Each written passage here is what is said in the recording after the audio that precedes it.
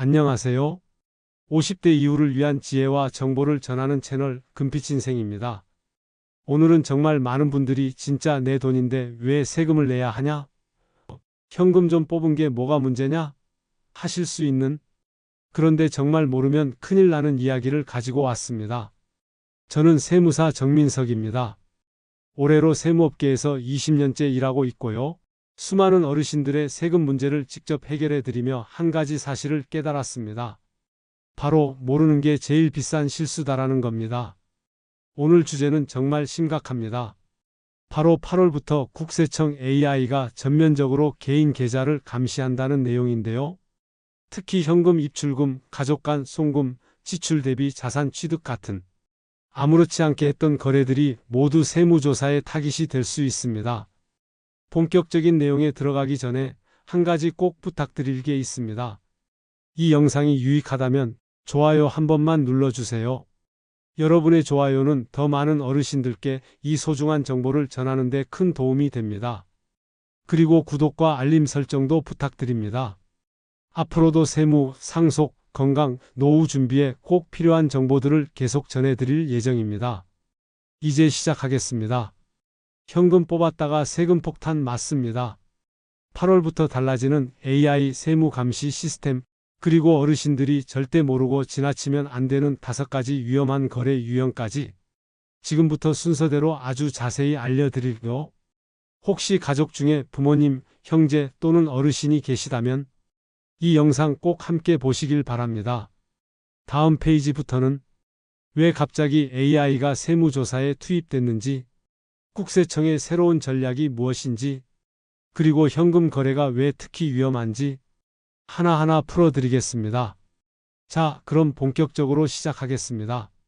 요즘 뉴스를 보면 AI가 이제 세무조사까지 한다는 말 들어보셨을 겁니다. 그냥 흘려듣기엔 너무 위험합니다. 이제 AI는 단순한 기술이 아니라 국세청의 조사 도구가 된 겁니다. 먼저 배경부터 설명드릴게요.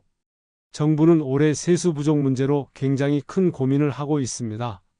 세금 수입은 줄고 복지 지출은 늘어나니 새로운 세금을 만들지 않고도 어디선가 새는 세금을 막는 게 급선무가 된 거죠. 그래서 어떻게 했을까요? 첫 번째 전략 탈세를 막아라. 두 번째 전략 누락된 세금을 찾아내라. 그걸 해내기 위해서 사람이 아닌 인공지능, 즉 AI 시스템을 본격적으로 세무조사에 투입하기로 결정한 겁니다. 실제로 법인 세무조사엔 이미 AI가 몇 년 전부터 도입됐습니다. 사람이 몇 달 동안 하나하나 자료 들여다봐야 했던 걸 AI는 단 이틀, 길어야 3일이면 끝내버립니다. 그리고 더 무서운 건 사람이 눈으로 절대 못 보는 거래 패턴까지 추적해낸다는 겁니다. 예를 들어 갑자기 생긴 거액의 입금, 반복적으로 비슷한 시간에 특정 계좌로 빠져나가는 돈, 가족 간 송금 흐름에서 나타나는 순환 구조, 이런 걸 AI는 0.1초 만에 이상 거래로 분류해버립니다. 그리고 이제 그 AI를 법인뿐 아니라 개인에게도 전면 확대 적용한다는 것이 바로 8월부터 시작되는 AI 세무조사의 핵심입니다. 문제는 이 AI가 특히 우리 시니어 세대, 즉 60대 이상 어르신들을 주요 감시 대상으로 삼고 있다는 점입니다. 왜 그럴까요?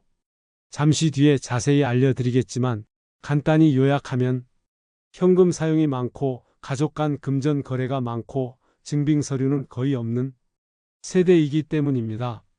자, 여기서 핵심 한 가지만 먼저 말씀드릴게요. 내 돈인데 왜 소명하라고 하나요? 이 질문 너무 많습니다. 정말 속상하죠? 평생 모은 돈인데. 하지만 이제는 시대가 바뀌었습니다. 내 돈이라도 어디서 나왔고 어떻게 썼는지를 설명할 수 있어야 하는 시대가 된 겁니다. 실제로 최근 부산에 거주하시는 71세 할머니 한 분이 자녀에게 2,500만 원을 보내셨는데요. 결혼 자금과 생활비 명목이었지만 아무런 메모나 증빙 서류가 없었던 탓에 결국 300만 원의 증여세를 납부해야 했습니다. 여러분, 절대 남의 일이 아닙니다. 지금처럼 거래를 하다 보면 세무조사 대상이 될 수 있고 그게 곧 세금 폭탄으로 이어질 수 있다는 것 꼭 기억하셔야 합니다. 영상 끝까지 함께 보시고 내 재산은 내가 지키는 방법 꼭 익혀가시기 바랍니다. 자, 그럼 이제 국세청의 AI 세무조사 시스템이 실제로 어떻게 작동하는지 조금 더 자세히 알려드리겠습니다. AI는 하루에 수백만 건의 금융 데이터를 실시간으로 분석합니다. 이건 사람이 절대 따라갈 수 없는 수준입니다. 그럼 AI는 어떤 방식으로 거래를 분석할까요? 첫 번째, 패턴 분석입니다. AI는 여러분의 일상적인 금융 활동을 먼저 학습합니다. 매달 평균 수입, 주로 돈을 보내는 상대, 계좌 간의 이동 빈도, 소비 유형, 이 모든 데이터를 기초 패턴으로 저장해 둡니다. 그런데 어느 날 갑자기 보통은 200만 원씩 생활하시던 분이 한 번에 5천만 원을 입금하거나 출금하면 AI는 즉시 의심 거래로 분류합니다. 왜 갑자기 돈이 많이 움직였는지, 그 돈은 어디서 났고 어디로 가는지를 추적하기 시작하는 거죠. 두 번째, 금융기관 간 데이터 연동입니다. 예전에는 어은행, 비은행 따로 놀았습니다. 하지만 이제는 모든 금융기관이 AI 시스템에 연결되어 있습니다. 어은행에서 출금하고 비은행에 입금하더라도 AI는 이걸 하나의 흐름으로 인식합니다. 심지어 현금으로 뽑은 다음 며칠 뒤 다른 은행에 입금한 것도 추적합니다. 세 번째, 가족 간의 계좌까지 연결해서 분석한다는 점입니다. 예를 들어 아버지가 아들에게 돈을 보냅니다. 그 아들이 일주일 후에 갑자기 3억짜리 아파트 계약을 체결합니다. AI는 이 두 사건 사이의 연관성을 분석하고 혹시 이 돈이 증여된 것이 아닌가? 라는 판단을 내릴 수 있습니다. 자, 그럼 이제부터는 AI가 가장 민감하게 반응하는 5가지 위험한 거래 유형 중 가장 첫 번째이자 가장 흔한 실수, 바로 현금 1천만 원 이상 입출금에 대해 말씀드리겠습니다. 2024년 6월부터 한 번에 현금으로 1천만 원 이상 입출금하면 은행에서 국세청에 자동으로 보고됩니다. 이건 법으로 정해진 규정입니다. 따라서 은행도 국세청도 AI도 이 정보를 실시간으로 공유합니다. 실제 사례를 하나 말씀드릴게요. 서울에 거주하시는 65세 최모 할아버지께서 적금 만기 해지를 하시고 2천만 원을 현금으로 찾으셨습니다. 평생 모은 돈이니 직접 눈으로 보고 싶으셨던 거죠. 하지만 2주 후 관할 세무서에서 전화가 왔습니다. 이 돈 어디에 쓰셨습니까? 현금으로 뽑은 이유가 뭔가요? 관련 서류를 제출하세요. 그래서 어떻게 됐을까요? 적금 만기 증명서, 현금 사용 계획서, 현금 보관 확인서, 이런 걸 모두 직접 준비하셔야 했습니다. 그리고 이 과정에서 몇 주간 시간을 소모하셨고 큰 스트레스를 받으셨죠? 여러분, 여기서 더 조심하셔야 할 게 있습니다. 쪼개기 인출입니다. 나는 1천만 원이 부담돼서 500만 원씩 2번 나눠서 뽑을 거야. 오늘 500, 내일 500이면 괜찮겠지? 그렇게 생각하시는 분들 많으신데요. 절대 안 됩니다. AI는 이 쪼개기 패턴까지 전부 감지합니다. 같은 날 혹은 며칠 간격으로 반복적으로 현금을 인출하면 그 자체가 의도적 분할로 판단되어 세무조사 대상이 됩니다. 그러니 꼭 기억해 두세요. 현금 1천만 원 이상은 반드시 증빙을 준비해야 하고 쪼개기 출금도 AI는 다 감지한다는 사실, 영상 끝까지 보시면서 내 계좌를 어떻게 관리해야 하는지 정확히 익혀가세요. 이번엔 두 번째로 위험한 거래 유형입니다. 바로 가족 간 왕복 송금입니다. 왕복 송금이란 뭐냐면요. 예를 들어 아버지가 자녀에게 돈을 보내고 며칠 뒤에 다시 자녀가 그 돈을 부모님께 다시 보내는 겁니다. 표면적으로 보면 아무 문제 없어 보이죠? 급하게 도와준 돈이니까 며칠 뒤에 돌려받은 거야. 이렇게 생각하실 수 있습니다. 하지만 AI는 다르게 봅니다. 이건 가짜 거래다라고 의심합니다. 왜냐고요? 요즘 탈세를 피하려고 일부러 돈을 보냈다가 다시 돌려받는 위장 거래가 늘고 있기 때문입니다. 그래서 국세청 AI는 이런 왕복 패턴을 매우 민감하게 감지합니다. 실제 사례입니다. 대구에 사시는 70세 김모 할아버지 이야기인데요. 김 할아버지는 아들이 사업을 하다가 갑자기 자금이 급해져 1천만 원을 며칠만 빌려달라고 했습니다. 할아버지는 당연히 가족이니까 도와주셨고 아들은 며칠 뒤 다른 곳에서 자금을 마련해서 그 1천만 원을 다시 아버지께 돌려드렸습니다. 문제는 여기서 발생했습니다. 며칠 뒤 세무서에서 연락이 왔습니다.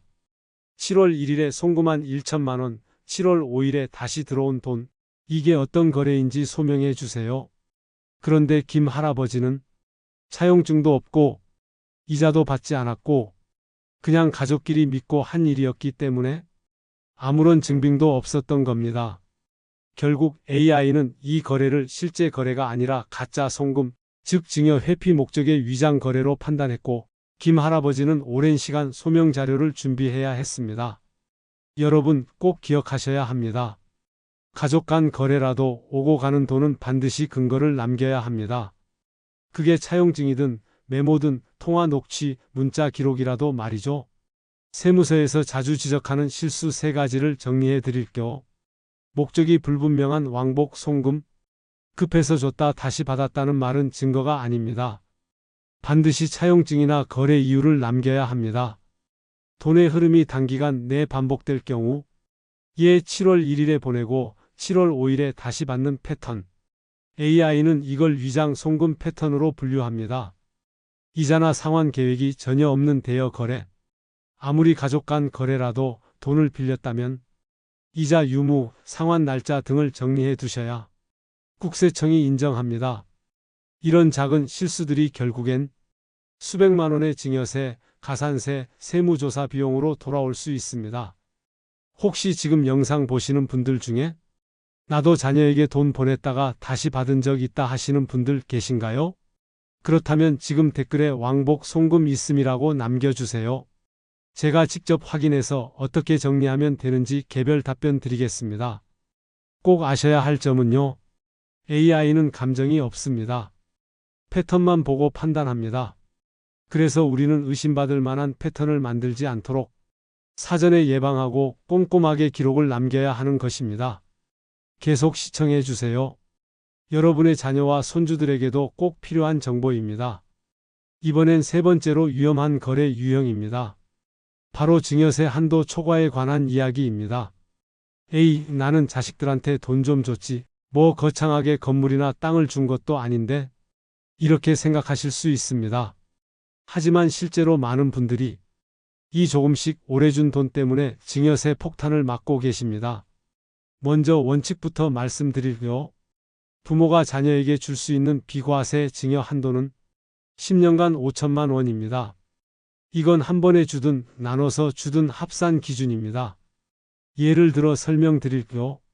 부산에 사시는 68세 이모 할머니는 손자에게 매년 650만 원씩 10년간 용돈을 주셨습니다. 학비도 좀 보태주시고 생일 선물, 생활비. 할머니 입장에선 정말 아끼고 아껴서 도와주신 거죠. 그런데 문제는요. 650만 원, 10년 6,500만 원. 무려 1,500만 원이 비과세 한도 5천만 원을 초과한 겁니다.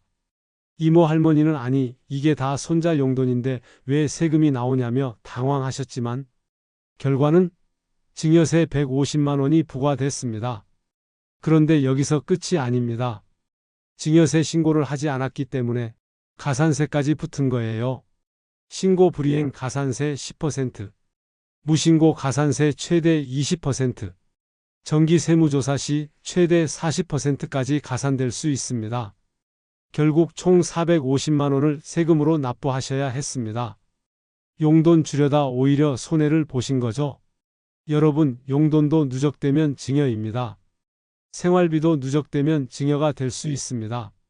자녀가 성인이고 경제적 독립이 된 상태라면 정기적인 생활비 지원도 반드시 거래 목적과 금액을 기록해 두셔야 합니다. 국세청 AI는 이런 패턴도 학습합니다. 자녀 계좌로 매달 일정 금액이 꾸준히 들어오는 패턴, 그리고 해당 자녀가 별다른 소득 없이 자산을 취득했을 때 이 2가지가 맞물리면 부모에게 증여받은 돈으로 집을 샀다는 가설을 AI가 세우게 됩니다. 그리고 바로 세무조사 대상이 되는 것입니다. 제가 실제로 상담했던 분 중에 이런 말씀을 하셨습니다. 저는 단 한 번도 자녀에게 큰 돈을 준 적 없습니다. 다만 매년 용돈 주고 학원비 보태주고 가끔 옷 사주고 했을 뿐이에요. 맞습니다. 큰 돈을 한 번에 주지 않으셨습니다. 하지만 작은 돈을 오랫동안 규칙적으로 주신 게 문제였던 겁니다. 그게 결국 증여로 간주된 거죠. 그럼 어떻게 해야 할까요? 10년 단위로 자녀별 증여 금액을 반드시 정리해 두세요. 매년 준 금액과 용도 메모를 남기세요. 일정 금액 이상을 줄 경우엔 차용증을 활용하거나 명확한 지출 증빙을 남기세요.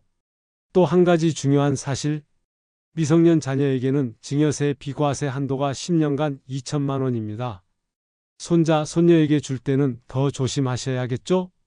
이번에는 네 번째로 조심해야 할 거래 유형입니다.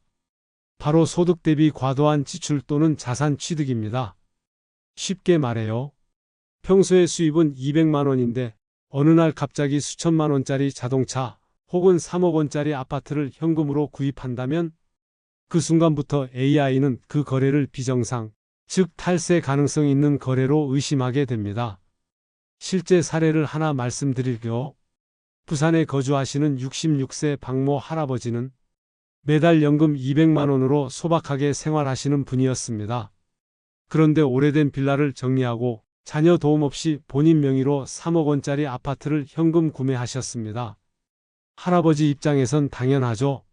평생 모은 돈, 예전 땅 팔아서 받은 돈, 퇴직금까지 다 모은 건데 이게 무슨 문제냐고 생각하셨을 겁니다.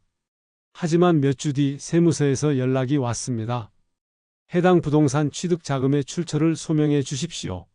문제는 그 돈이 어디서 왔는지를 증명할 수 있는 서류가 전혀 없었다는 점입니다. 할아버지는 말씀하셨습니다. 이 돈은 20년 전에 받은 퇴직금이고 30년 전에 팔았던 시골 땅값이고 매년 농사지어서 조금씩 모은 돈인데 그런데 그걸 지금 와서 객관적인 서류로 입증하라고 하니 당연히 불가능했죠. 결국 국세청은 이렇게 판단했습니다. 매달 수입 200만 원인 사람이 3억 원 현금 거래를 했다.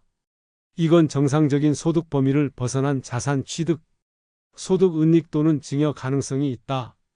그리고 그 결과 소명 미비로 세무조사 진행, 자산 출처가 불명확하다며 추징금과 가산세가 부과됐습니다. 여기서 정말 중요한 교훈이 있습니다.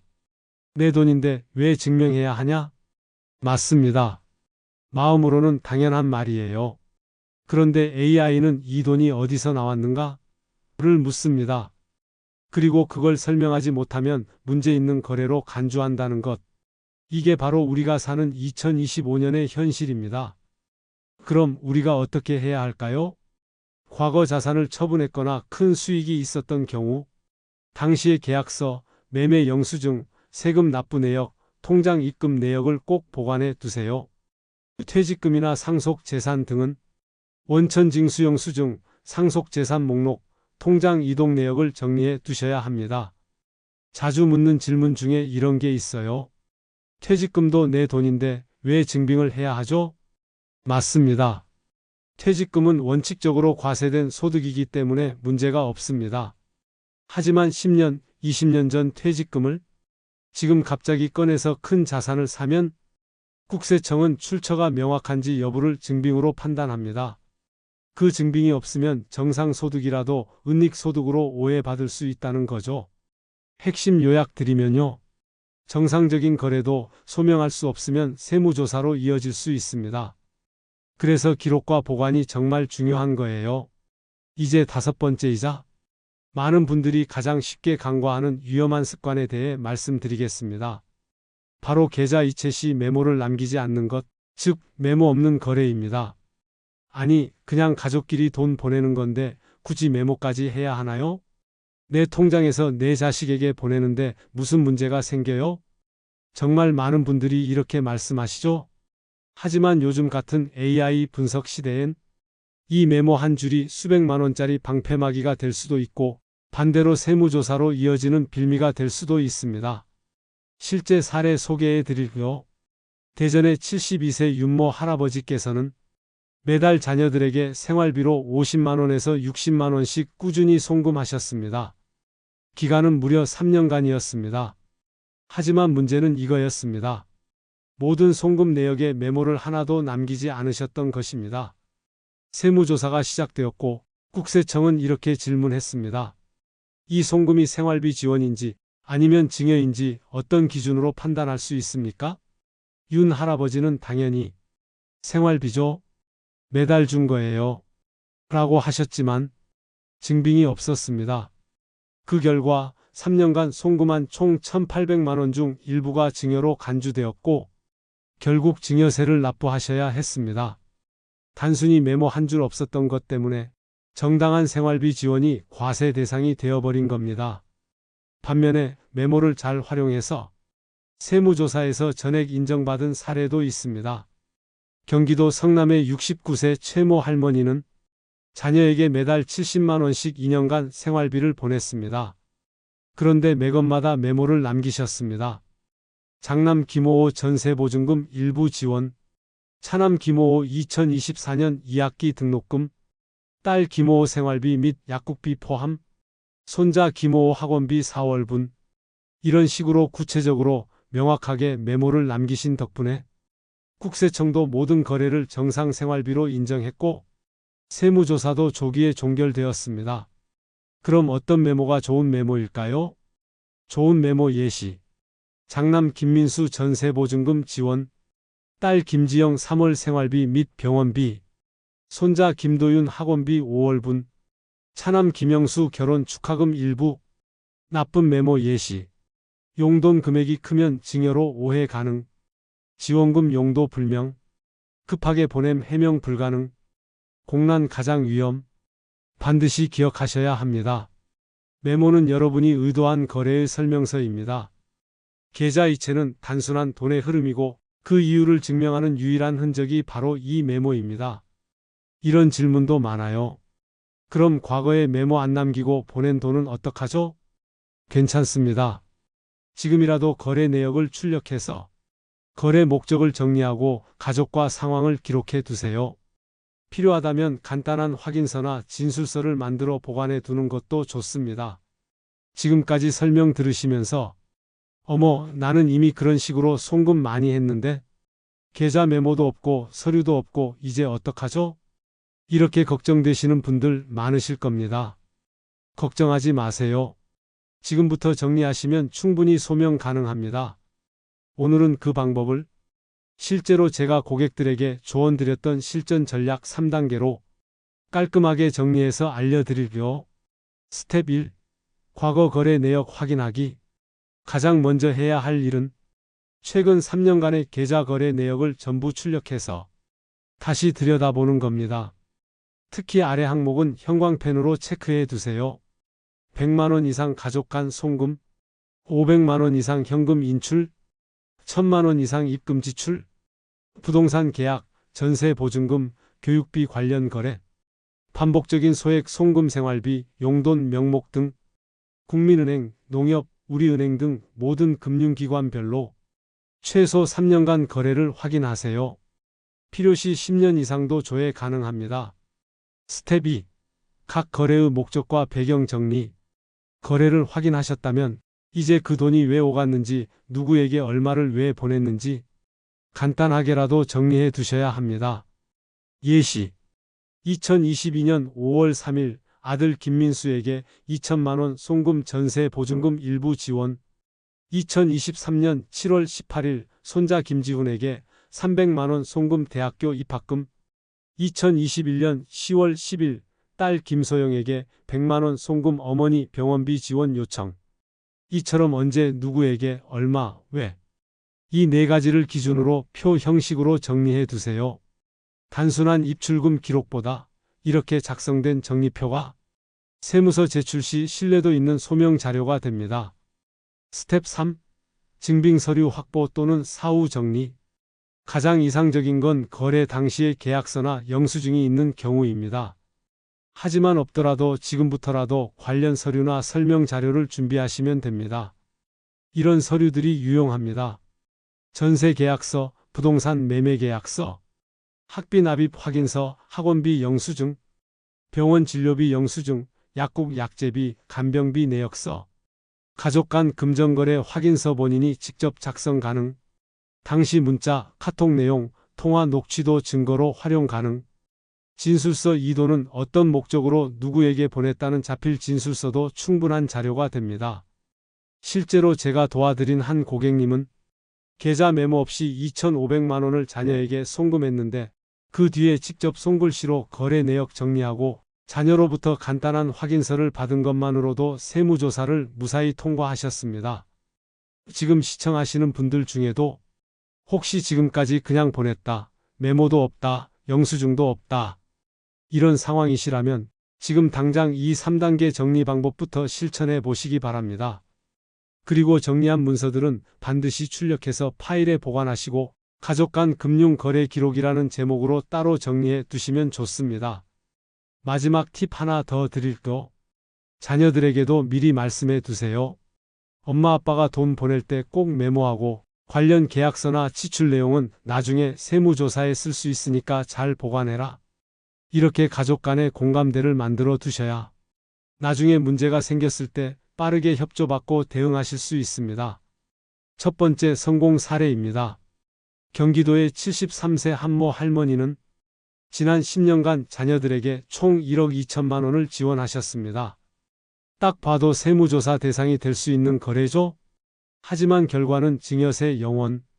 조사 후에도 아무런 추징 없이 깔끔하게 마무리됐습니다. 그 비결은 바로 기록과 증빙이었습니다. 첫째 아들 결혼비용 3천만 원 청첩장, 예식장 계약서 제출. 둘째 아들 전세 보증금 5천만 원 전세계약서 차용증 제출. 셋째 딸 사업자금 2천만 원 사업계획서 상환 일정표 제출. 막내 아들 학비 2천만 원 등록금 납입증명서 생활비 내역서 보관. 이처럼 모든 거래의 정당한 목적과 관련 서류를 갖춘 것이 성공의 핵심이었습니다. 반면 두 번째는 실패 사례입니다. 서울의 68세 김모 할아버지는 자녀 3명에게 5년간 매달 생활비를 보냈습니다. 총액 1억 1,400만 원. 메모 없음, 용도 설명 없음, 증빙 전무. 결국 AI 감시에 걸려 조사 착수, 송금액 중 7천만 원이 증여로 간주됐고 약 800만 원의 증여세 가산세를 납부해야 했습니다. 가장 아쉬웠던 점은 조금만 정리해 두셨다면 충분히 면세 범위 안에서 해결 가능한 거래였다는 점입니다. 오늘 영상의 핵심을 다시 한번 정리해 드리려. AI는 감정이 없습니다.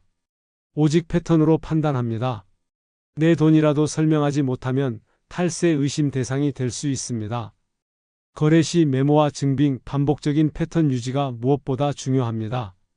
과거 거래도 지금부터 정리하면 충분히 방어할 수 있습니다.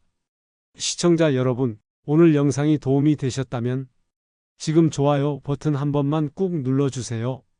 이 작은 클릭이 더 많은 어르신들에게 소중한 정보를 전하는 큰 힘이 됩니다. 그리고 꼭 구독과 알림 설정도 해주세요. 금빛인생 채널은 앞으로도 어르신들이 세금으로 억울한 일 당하지 않도록 생활 속 금융 지혜와 상속증여 부동산까지 꼭 필요한 정보만 골라서 쉽고 정확하게 전해드리겠습니다. 오늘 영상이 여러분의 재산을 지키는데 작은 방패가 되었다면 그 자체로 제겐 큰 보람입니다. 부모님이 계신 분들은 꼭 이 영상 공유해 주세요. 자녀분들도 함께 보시면 가족 전체가 준비된 금융생활을 할 수 있습니다. 마지막으로 기억해 주세요. 정보를 아는 사람은 준비할 수 있고 준비하는 사람만이 위기를 피할 수 있습니다. 오늘 함께 해주셔서 감사합니다. 저는 다시 정확한 정보와 현실적인 조언으로 여러분을 찾아뵙겠습니다. 금빛인생은 어르신을 위한 생활지혜와 금융정보 채널입니다. 좋아요, 구독, 알림 설정은 필수입니다. 다음 영상에서 꼭 다시 만나요.